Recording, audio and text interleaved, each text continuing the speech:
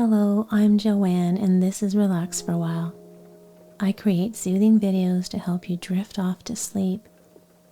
If you enjoy my videos and find them helpful, please hit the like button, subscribe, and click on the notification bell. My friend, I hope you enjoy this video. May it bring you restful sleep.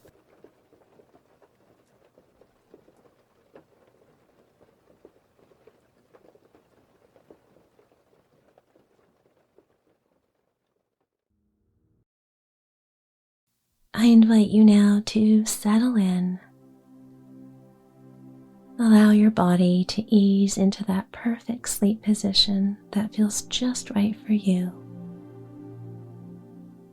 And with each release of breath,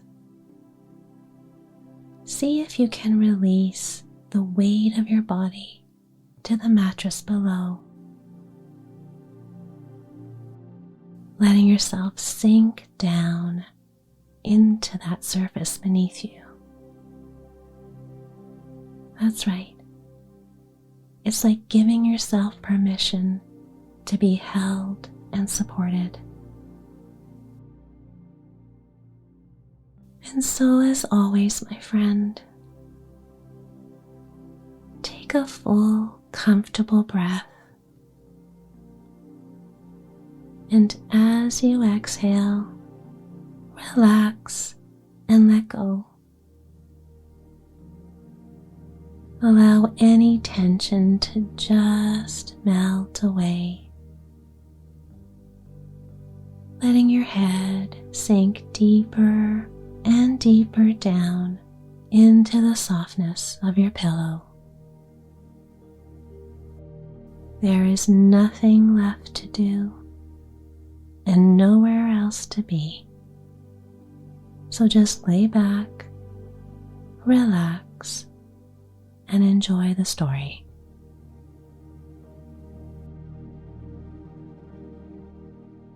Chapter 21, Lion Becomes the King of Beasts. After climbing down from the China Wall, the travelers found themselves in a disagreeable country full of bogs and marshes and covered with tall, rank grass. It was difficult to walk without falling into muddy holes, for the grass was so thick that it hid them from sight. However, by carefully picking their way, they got safely along until they reached solid ground. But here, the country seemed wilder than ever, and after a long and tiresome walk through the underbush, they entered another forest, where the trees were bigger and older than any they had ever seen.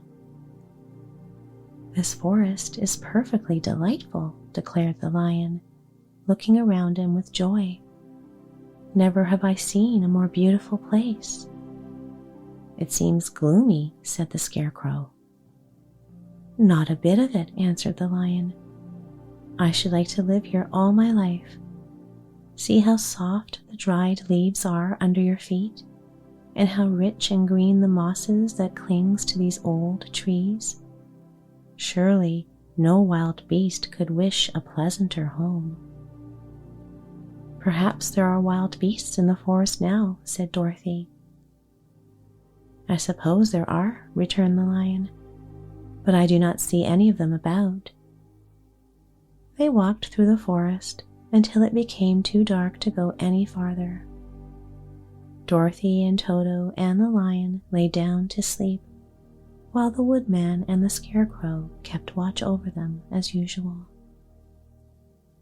When morning came, they started again.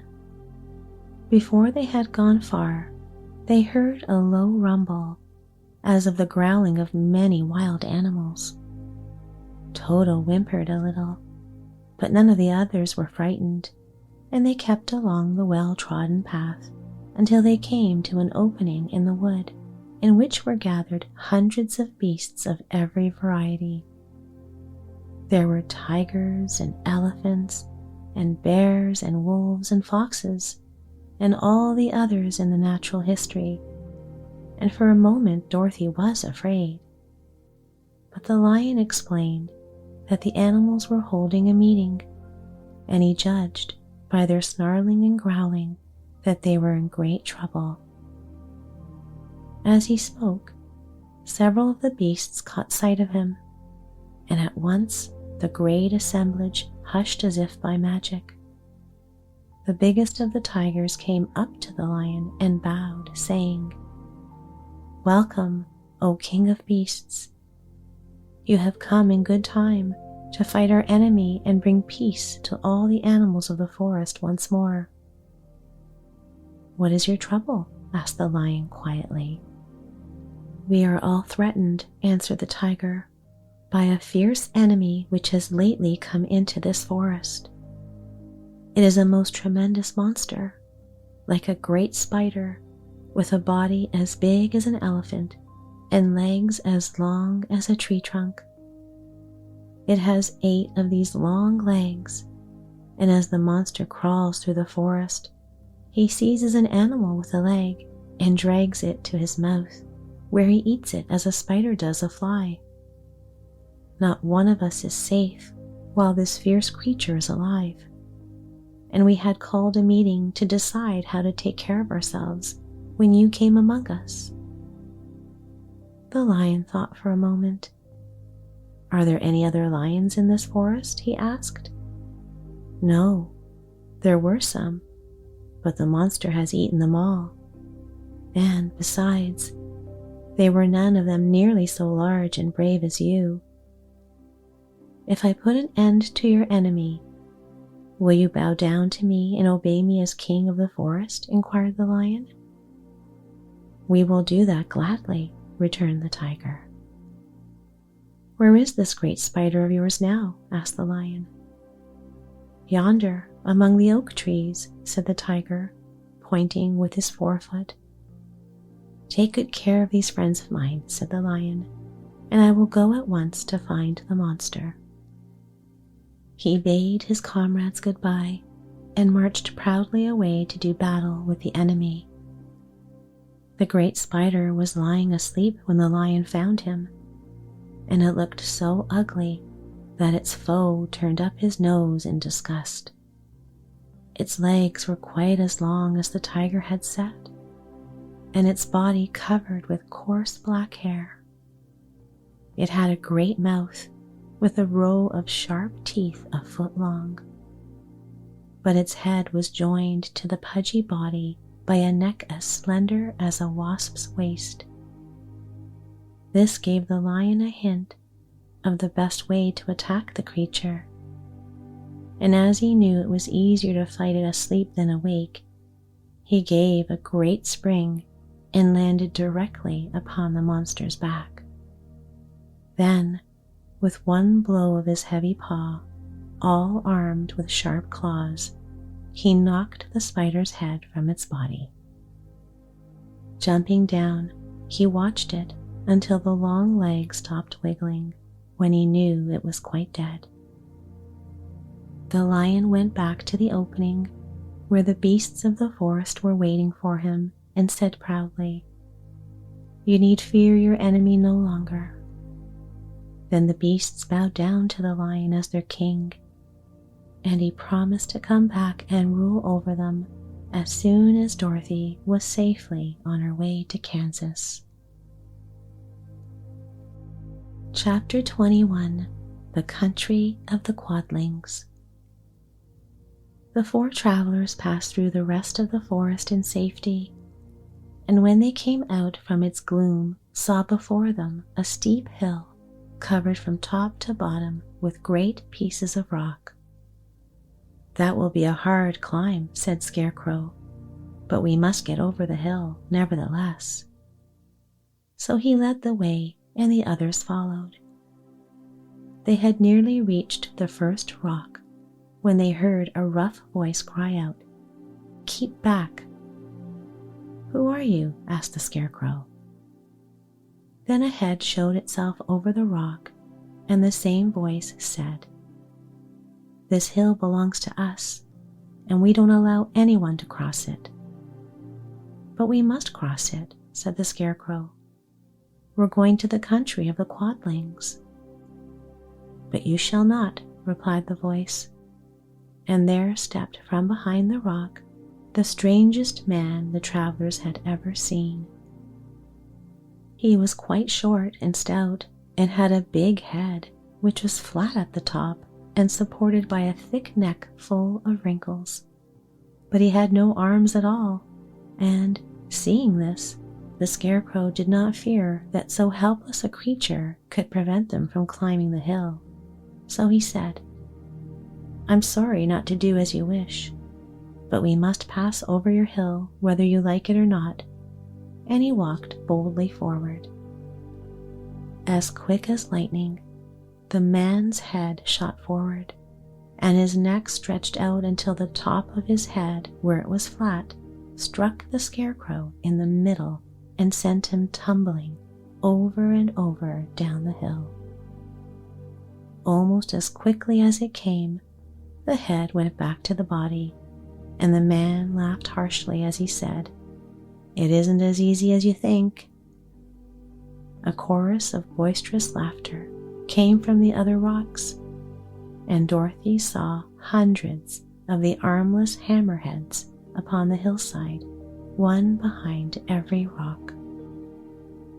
The lion became quite angry at the laughter caused by the Scarecrow's mishap, and giving a loud roar that echoed like thunder, he dashed up the hill. Again, a head shot swiftly out, and the great lion went rolling down the hill as if he had been struck by a cannonball. Dorothy ran down and helped the Scarecrow to his feet, and the lion came up to her, feeling rather bruised and sore, and said, "It is useless to fight people with shooting heads. No one can withstand them." "What can we do then?" she asked. "Call the winged monkeys," suggested the Tin Woodman. "You have still the right to command them once more." "Very well," she answered, and putting on the golden cap, she uttered the magic words. The monkeys were as prompt as ever, and in a few moments the entire band stood before her. "What are your commands?" inquired the king of the monkeys, bowing low. "Carry us over the hill to the country of the Quadlings," answered the girl. "It shall be done," said the king, and at once the winged monkeys caught the four travelers and Toto up in their arms and flew away with them. As they passed over the hill, the Hammerheads yelled with vexation and shot their heads high in the air, but they could not reach the winged monkeys, which carried Dorothy and her comrades safely over the hill and set them down in the beautiful country of the Quadlings. "This is the last time you can summon us," said the leader to Dorothy. "So goodbye, and good luck to you." "Goodbye, and thank you very much," returned the girl, and the monkeys rose into the air and were out of sight in a twinkling. The country of the Quadlings seemed rich and happy. There was field upon field of ripening grain, with well-paved roads running between, and pretty rippling brooks with strong bridges across them.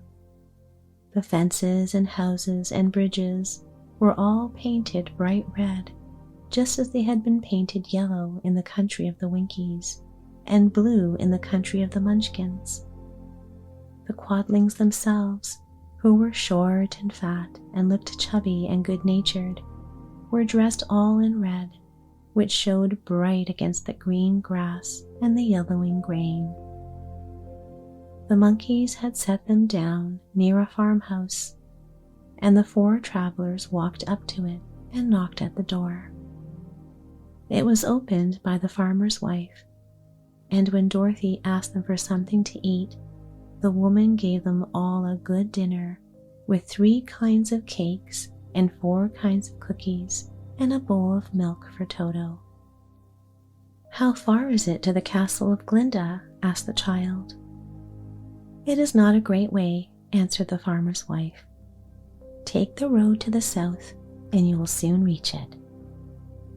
Thanking the good woman, they started afresh and walked by the fields and across the pretty bridges until they saw before them a very beautiful castle. Before the gates were 3 young girls, dressed in handsome red uniforms trimmed with gold braid, and as Dorothy approached, one of them said to her, "Why have you come to the South Country?" "To see the good witch who rules here," she answered. "Will you take me to her?" "Let me have your name, and I will ask Glinda if she will receive you." They told who they were, and the girl soldier went into the castle. After a few moments, she came back to say that Dorothy and the others were to be admitted at once. Chapter 23.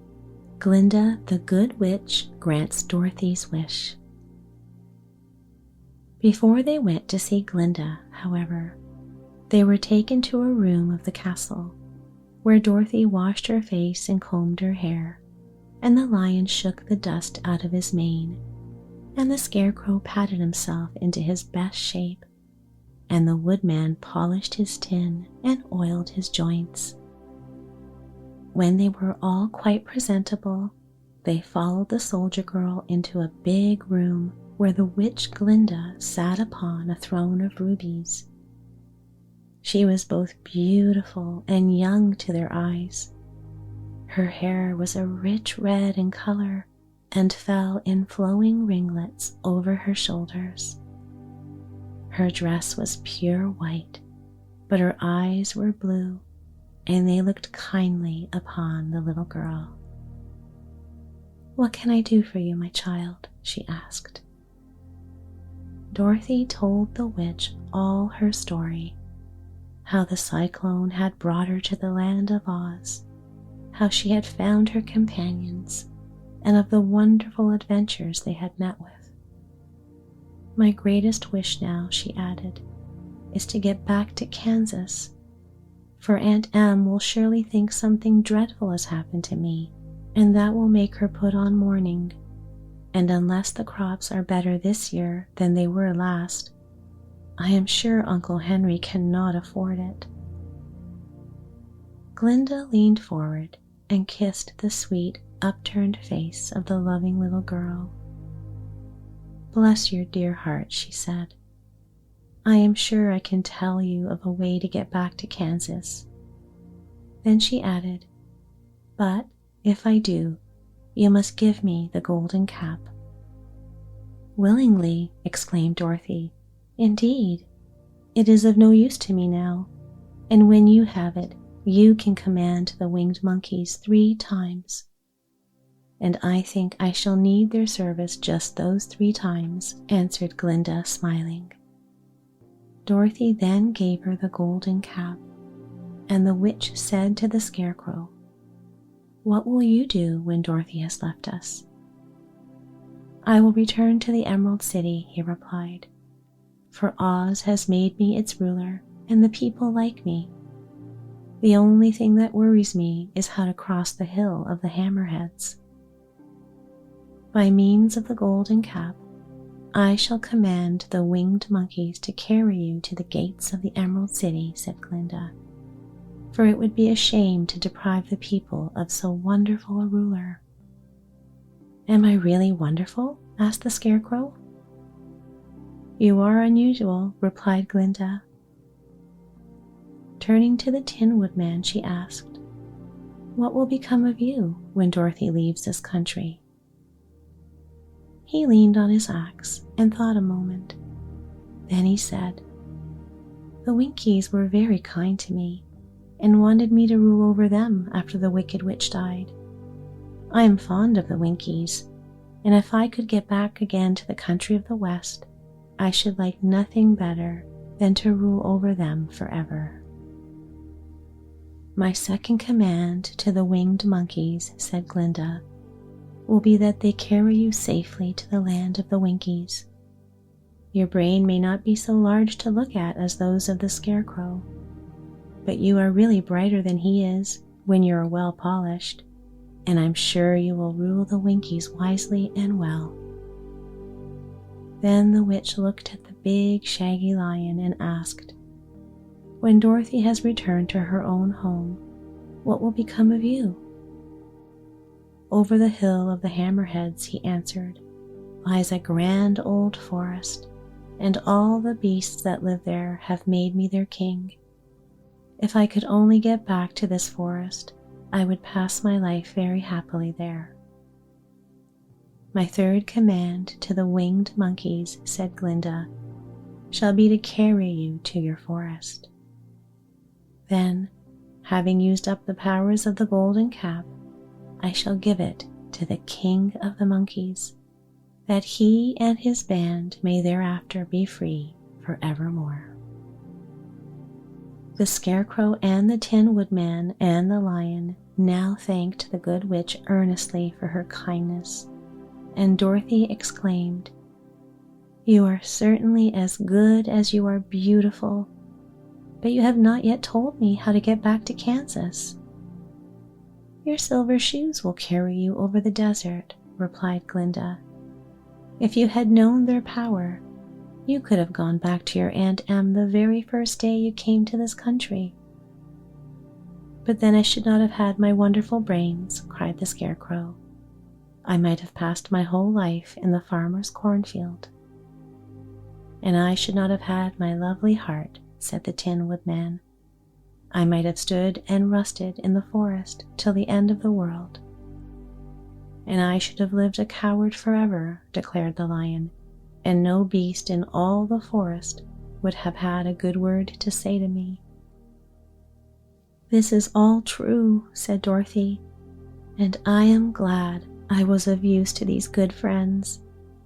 But now that each of them has what he most desired, and each is happy in having a kingdom to rule besides, I think I should like to go back to Kansas."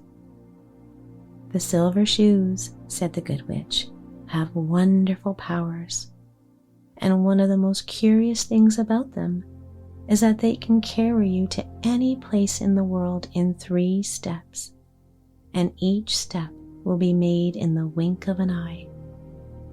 All you have to do is to knock the heels together 3 times and command the shoes to carry you wherever you wish to go." "If that is so," said the child joyfully, "I will ask them to carry me back to Kansas at once." She threw her arms around the lion's neck and kissed him, patting his big head tenderly. Then she kissed the Tin Woodman, who was weeping in a way most dangerous to his joints.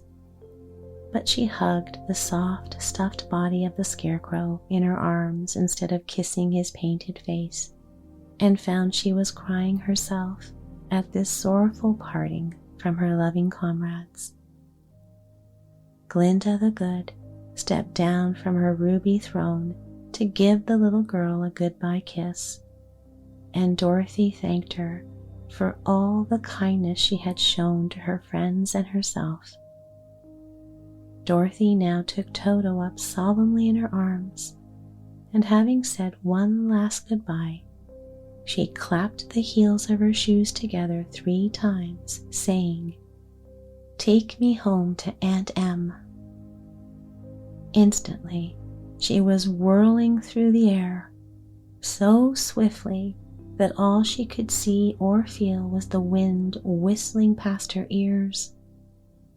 The silver shoes took but 3 steps, and then she stopped so suddenly that she rolled over upon the grass several times before she knew where she was. At length, however, she sat up and looked about her. "Good gracious!" she cried, for she was sitting on the broad Kansas prairie, and just before her was the new farmhouse Uncle Henry built after the cyclone had carried away the old one.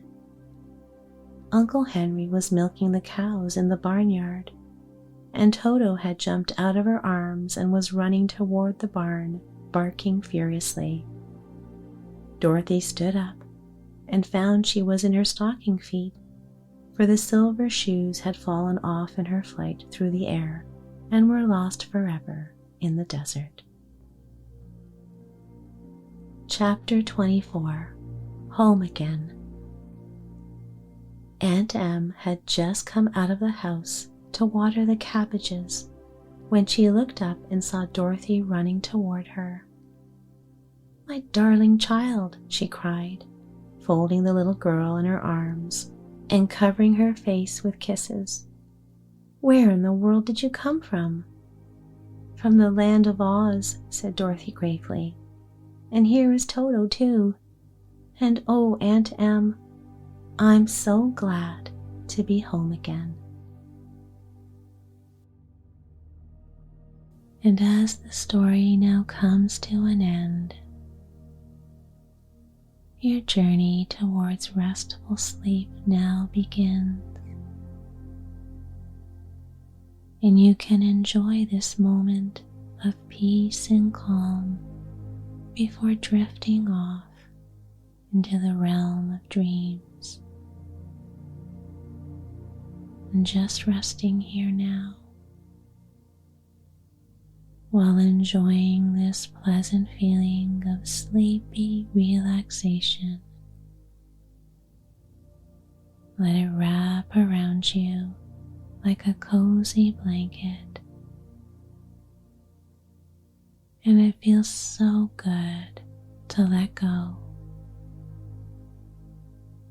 and drifting down deeper and deeper. And so, my friend, in your own time and in your own way, you can drift off into a restful sleep, and you will awaken feeling refreshed and wonderful in every way. And so, sweet dreams, my friend. Sleep well.